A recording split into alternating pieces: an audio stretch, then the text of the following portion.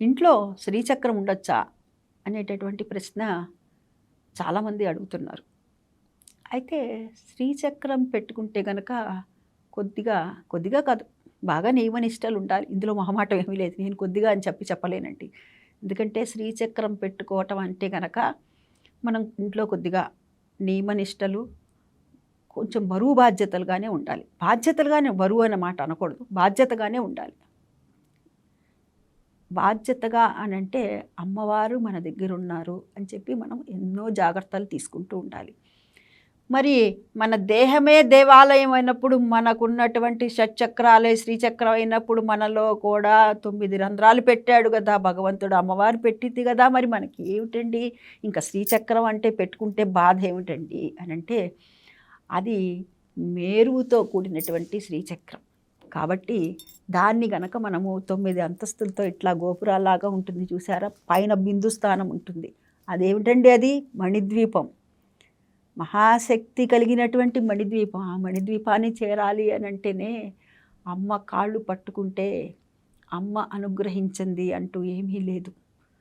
అయితే మరి ఆ మేరువుని పెట్టుకుంటే, ఆ శ్రీచక్రాన్ని గనక ఈ మేరువుతో కూడినటువంటి శ్రీచక్రాన్ని పెట్టుకున్నట్లయితే గనక మరి నియమనిష్టలు ఖచ్చితంగా పాటించాలి. శుచి, శుభ్రత, మడి, మళ్ళా తర్వాత ముట్టు, అంటు, మైల ఇలాంటివన్నీ కూడాను మనం ఖచ్చితంగా పాటించాలి. ఇవాళ ఈ మాటని 1కి 2 సార్లు నొక్కి చెప్పవలసిన పరిస్థితిలోనే మనం ఉన్నాం. ఎందుకంటే బయట చాలామంది దగ్గర గమనిస్తూ ఉన్నాము. ఇంట్లో ఇబ్బంది అంటే 3 రోజులు అప్పుడు కూడా బయట ఉండకుండా లోపలే కలుపుకుంటున్నారు. కలుపుకుంటూ కూడాను మీరు దేవుడి గది సపరేటే ఉంది కదండి అని అంటున్నారు. శ్రీచక్రము అనేటటువంటిది అదే ఇప్పుడు మనకి మార్కెట్లలో దొరుకుతూ ఉంటుంది చూడండి, ఇట్లా రాగి ఫలకాలు లాంటివి. అటువంటివి కూడా పెట్టుకుంటే కూడా నియమాల్ని పాటించాలి.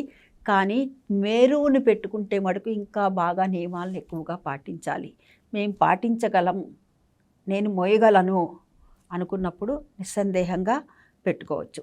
అయితే లేదండి నాకు ఇట్లాంటి పరిస్థితి ఉంది, అయితే మరి అమ్మవారికి తెలుసు కదా నేను అంత మేరువుని పెట్టుకోలేను, ఆ బిందు స్థానాన్ని మరి నేను చేరగలనా అని అంటే, అమ్మ అండి ఆవిడ. మనము ఎంత ప్రేమగా ఎంత భక్తిగా చేస్తామా అనేటటువంటిది ఆ తల్లి చూస్తుంది. కానీ మనము ఇన్ని రకాల పుష్పాల, లేకపోతే కనుక ఎంతసేపు పూజన, లేకపోతే ఇన్ని రకాలైనటువంటి స్తోత్రాలు చదివారా, ఇన్ని సహస్రాలు చదివారా, ఇన్ని నామాలు చదివారా, ఇన్ని అష్టోత్తరాలు చదివారా, ఇవన్నీ చూడరు ఆవిడ.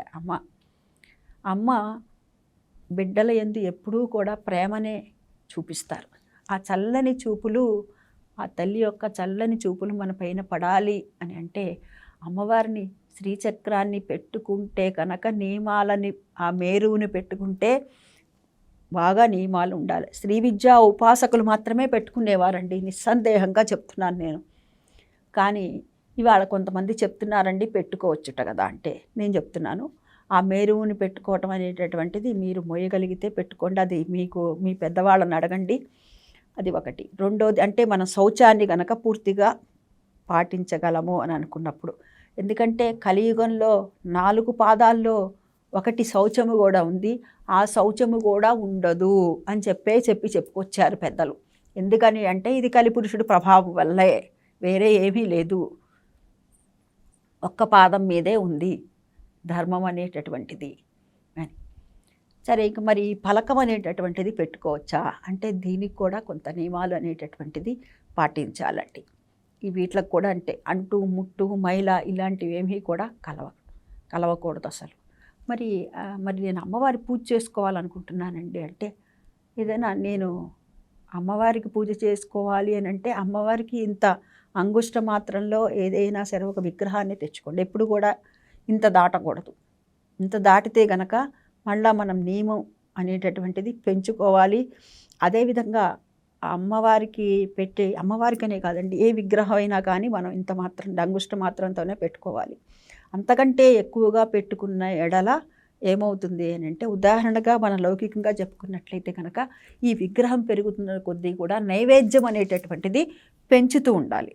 ఎందుకు పెంచుతూ ఉండాలి అని అంటే, ఉదాహరణకు ఒక 5 నెలల పిల్లవాడు ఉన్నాడు అనుకోండి, ఆ పిల్లవాడు ఎంత తినగలుగుతాడు? ఇంత తింటాడు. కాబట్టి ఆ పిల్లవాడు తినగలిగినంత ఇంత పెడతాం. అదే కాకుండా 5 సంవత్సరాల పిల్లవాడు ఉన్నాడు అనుకోండి, 5 సంవత్సరాల పిల్లవాడికి కూడా నేను 5 నెలలప్పుడు పెట్టినప్పుడు ఇంతే పెడతాను అంటే సరిపోతుందా? వాడికి కడుపు నిండదు. కడుపు నిండక ఇబ్బంది పడిపోతాడు. అందుకు మనం విగ్రహం అనేటటువంటిది పెంచుకుంటున్న కొద్దీ ఈ నివేదన అనేటటువంటిది, పూజలు, శాంతులు ఇవన్నీ కూడా ఎక్కువగా జరుగుతూ ఉండాలి. కాబట్టి శ్రీచక్రం అనేటటువంటిది పెట్టుకుంటే నియమనిష్టలు బాగా ఉండాలి. కాబట్టి మనం ఇంట్లో విగ్రహం కానీ లేని పక్షంలో ఒక చిత్రపటాన్ని కానీ పెట్టుకొని నిరాక్షేపణగా అమ్మవారి యొక్క పూజా కార్యక్రమాలని మనము నిర్వర్తించుకోవచ్చు. స్వస్తి.